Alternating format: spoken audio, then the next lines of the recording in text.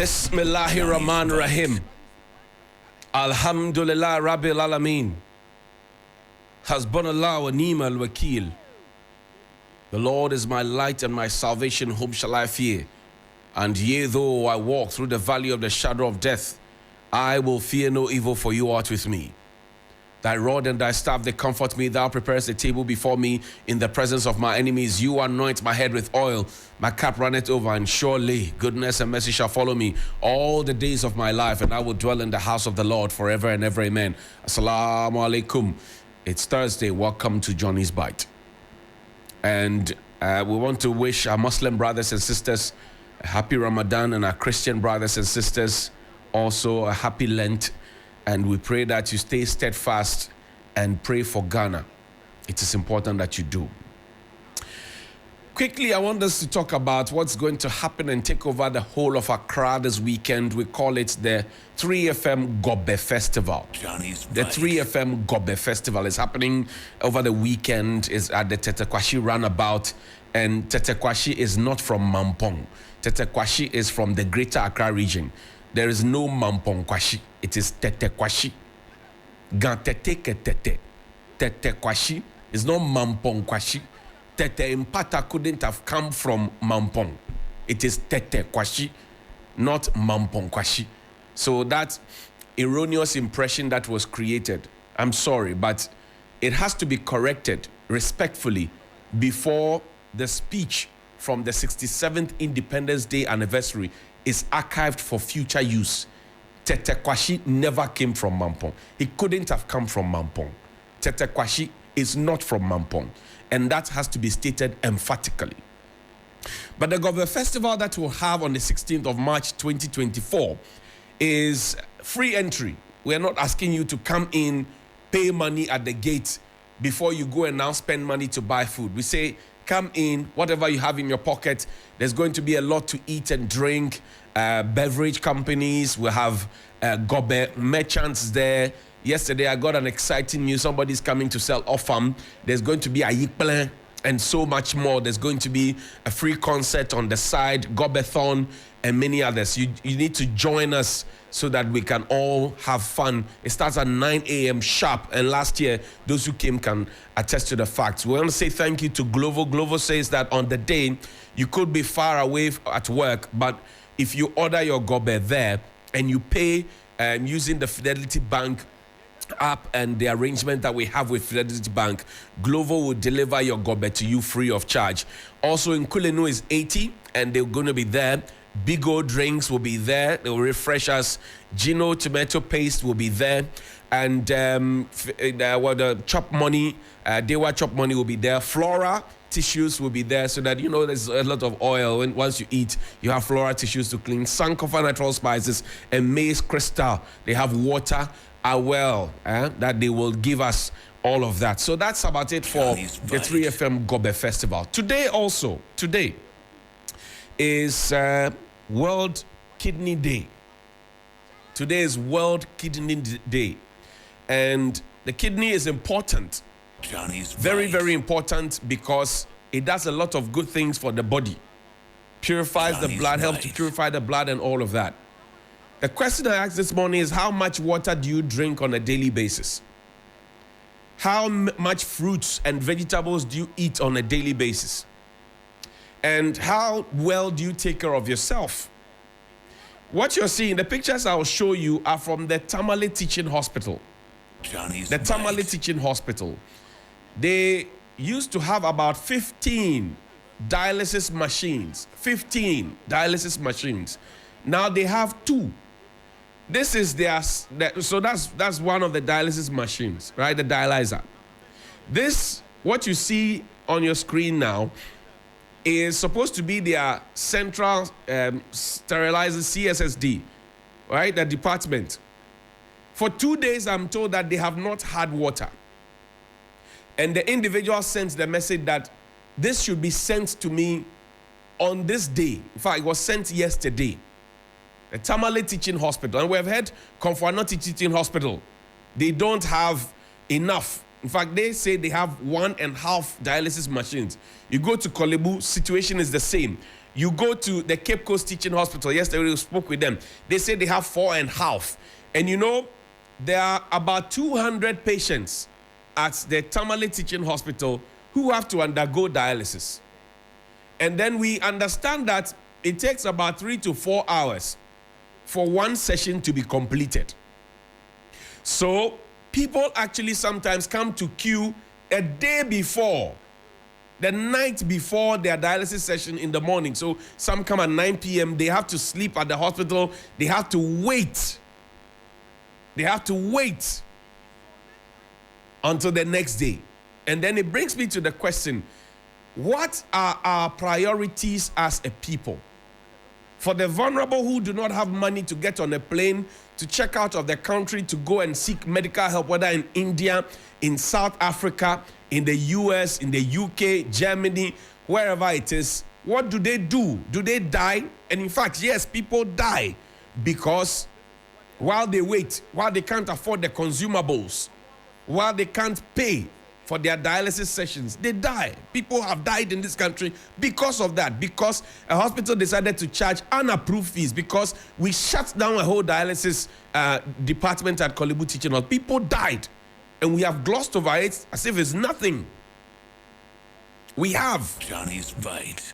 Also, on this occasion, for example, I'm starting a national conversation to have, and this is to my good friend Bernard Okoboy, former member of parliament for Lejo Kuku, now minister designate for health, former NHIS boss, former board chairman of Korle Bu Teaching Hospital, former deputy health minister. I'm putting this at your doorstep because while you were at the NHIA, I know that you had done some data collation, that you were going to have this renal dialysis issues on the NHIS. Now you are minister, Oga Pata Pata Pata. Please don't forget what you started. Because if I tell you the number of people, all what we know is, you know, to talk big, to make big speeches. But the number of people down there who are really suffering, who need help, who need to be scratched where they itch, you have no idea. Including children. Including children. My own colleague here, Thomas Khan, he doesn't drink, he doesn't smoke. He has been on dialysis for the past 11 years. 11 years. There are those who do not survive because they do not have the money. So where is that fellow feeling? That social support standpoint of the country, where is it? I always ask that question, and it's just like the prisons. We are just a step away from it. And while we advise, we also, the young people these days, shisha and all manner of things. People sniffing glue just to get high. All manner of things. So let's have that national conversation, please. Now, there's something that seemed to have crept in. And I want to talk about it. But first, check out the front page of the Daily Graphic. It says Ghana Apprenticeship Program launched. 50,000 to receive job skills.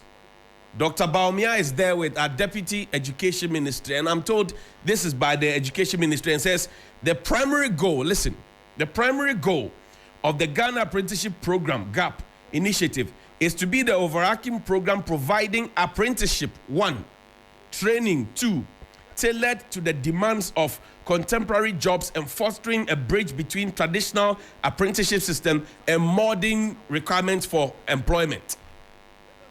Does it sound like NAPCO to you? It does. And why do we keep reinventing the wheel and throwing money out there? Because we still owe the NAPCOnians. Operation Clean Your Frontage and all those ones, we owe them monies. We owe people money for that. We use that as a political campaign tool to win votes from the people. We benefited from the ignorance of the people. Today, we can't even mention NAPCO, and now we have gone to bring GAP. What is the difference between GAP and NAPCO? Number 2, whatever money we want to push into GAP, because we want to consistently quote the numbers and throw them out there, could we, for example, have used that same money to construct a factory, and then we get permanent workers in the factory, even as factory hands, engineers and what have you. Could we have done that? Because this whole piecemeal approach to trying to create the impression that we are creating jobs for the young people is not really working. It's not working. Napconians were promised permanent jobs. And I told you that at some point the GRA even had people who had letters who were undergoing training at Gimpa. When the NAPCO people were there, they were left. I've given you too many examples. I don't want to rehash them. But if you believe that you have worked with somebody for 5 years and you have trained the person and the person has the capacity, as you want us to believe, as the main objective of a program, then really, when the job opportunities come, you give to them. But no. Now we have gap. The first thing that came into mind is to quote 50,000 beneficiaries. NAPCO was 100,000 beneficiaries. And yet our unemployment rate keeps going up. So we are giving them apprenticeship, we're giving them training, we're giving them all of those ones to go and do what exactly with it? Because you have not created the enabling environment. Ask any young person in business. You get a small shop, you put up a signage, even before you make your first PESWA, GRA will come. The local assembly will come. Everybody is coming at you to collect the money that you have not made. So how are we encouraging our young people? Because these ones, we will announce them. And the irony is that we had to launch this. We had to make news out of it. We had to launch it. How do you explain to the NAPCO person you owe and haven't paid? How do you explain to those people? And you see, there's another thing that's creeping in.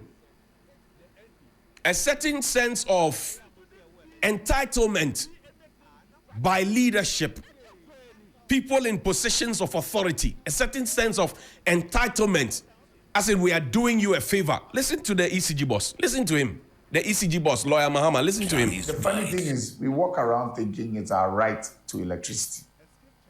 Isn't it? It's not a right. It's a privilege. I see. It becomes a right when you are paying. Aren't you paying?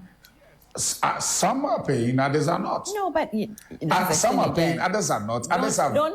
Don't lump it together. You're just lumping everything together, and it's not a privilege. It's our right because we've paid for it. That's the truth. That's what I'm saying. Some, I said it earlier, some are paying, others are not. Others have tampered with the meter. It's not reading right. Someone has had a prepaid meter that he's been paying only a certain set amount every single month. It's not possible. Johnny's fight. So, you see, rights and privileges. Yesterday, I told you that I don't owe ECG a penny. I don't owe them a PESWA. They are holding on to my money. Even though they are just distributors, they are holding on to my money. So I have a right to demand for the light to be provided for me, electricity. I have a right for it to be given to me. Play the sports minister's video. You had a tone in that. Play the sports minister's video.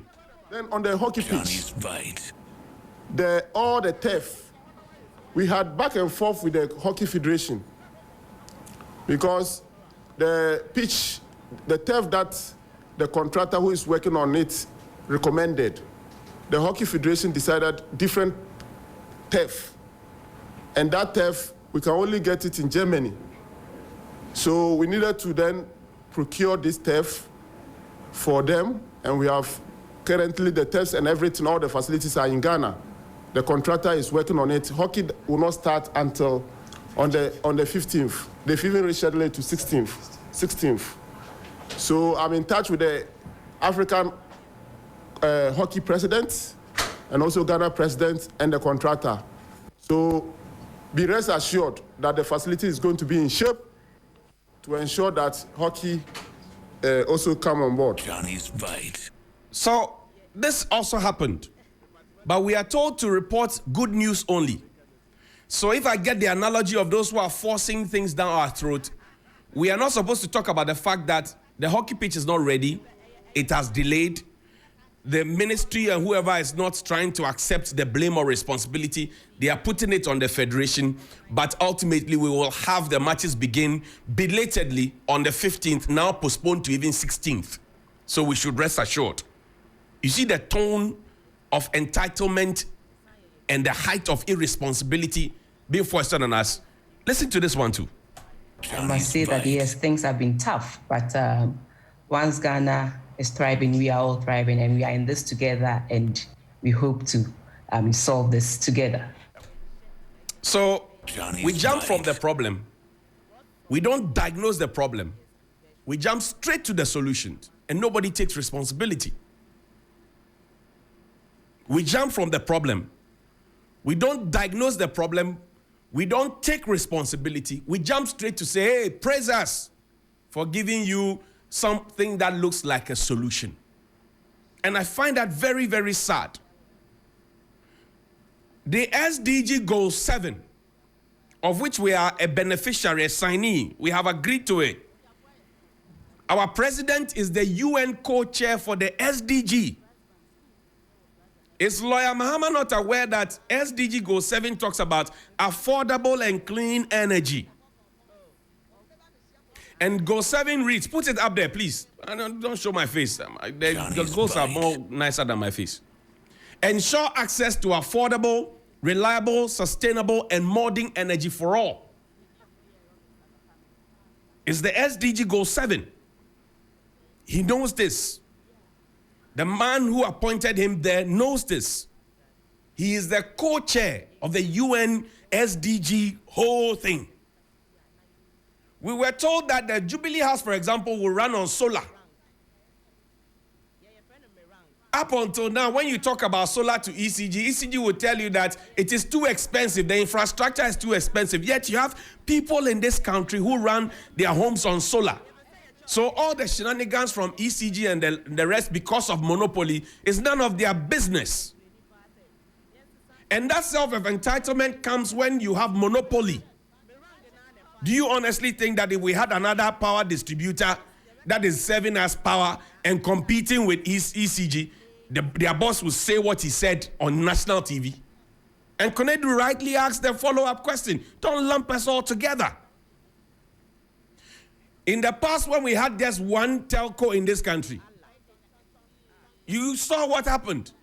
When competition opened up and people started getting in, people could move from telco A to telco B, port their number, throw the SIM away, and go and join another because they had options.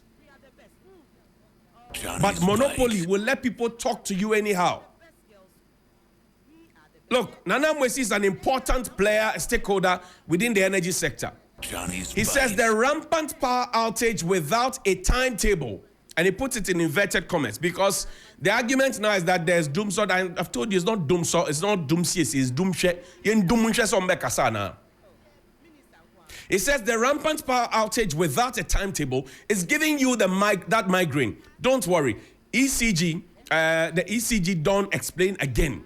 This time, according to the ECG, 630 distribution transformers capacity gets exhausted overnight, and no one saw it coming due to increased power demand, the reason for which you must endure Dumsor. The naked truth, again in inverted commas, is that the power sector fundamentals remain weak. Therefore, brace yourselves for extended outages. 1. Power plants to trip or shut down frequently for lack of maintenance, inadequate fuel supply, and for non-payment of invoices, etc.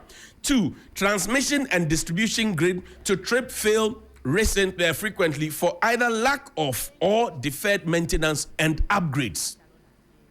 Problem statement. But we will be told to ignore this problem statement. I'm just drawing your mind to something, how the self-entitlement and all of that draws you to forget immediately about what the real problem is and start focusing on what looks like the solution. I don't know how we got there. But in school, we are, for example, told that you move from A before you go to B. And yesterday, I had a back and forth with one of my colleagues.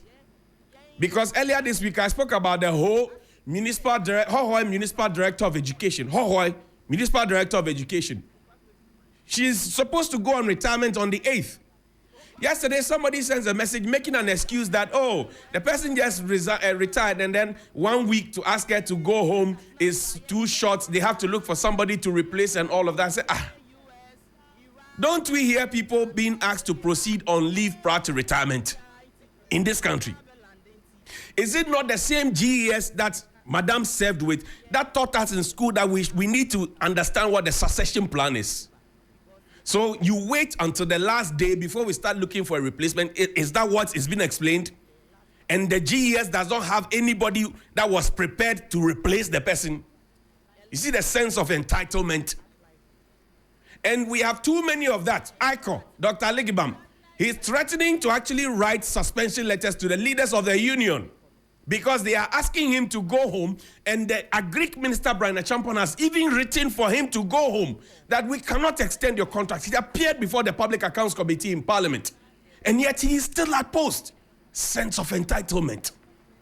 And if we don't nip that in the bud, it will be normalized to the point that people will go on retirement officially, their salaries will stop coming, and they will be feeding fat on internally generated funds while the institution suffers because the institution will not be able to use those internally generated funds to do what they have to do. I just showed you Tamale Teaching Hospital. They don't even have water for the past 2 days to sterilize their stuff. For the past 2 days. That sense of entitlement that we have in this country when people are given positions of authority, it must end because they must recognize that they are servants first of all. If you are a servant, you remain a servant to the people. You cannot come and be talking down at the people who pay your rent, who buy your food, who give you accommodation, who give you the vehicle, who buy fuel into that same vehicle, who give you security, who give you your salaries, and you come back and you talk down at the people. You can't do that. The values that we have as a people, as human beings, as Africans, it flies flat in its face. The sense of entitlement. People go on retirement, but they hang on to the positions. And the appointing authority does nothing about it. And the people actually have the effrontery to tell those who are asking them to do the right thing that you can't do anything to me because you didn't appoint me. Upside down republic. That thing must stop. And I'm serving notice that I will intensify my Let the Retirees Go and Let the Young Grow campaign again. Because there are too many that I have identified. And those ones, they have to be put out there. We must set good example for the next generation to emulate. We cannot do things as usual and expect that we will rise to the top one more time and regain our glory like the movie Bisali told us. That we are looking for a leader who will bring back the lost glory of Ghana. And if anybody in authority listens well and hears well, they will know that the man of God or the man of Allah was telling us that we have lost our glory. It is time now to work at it and regain it. We are playing, we're joking. And that is not good for us. This is not where Ghana is supposed to be. Think about these things. Have a good morning.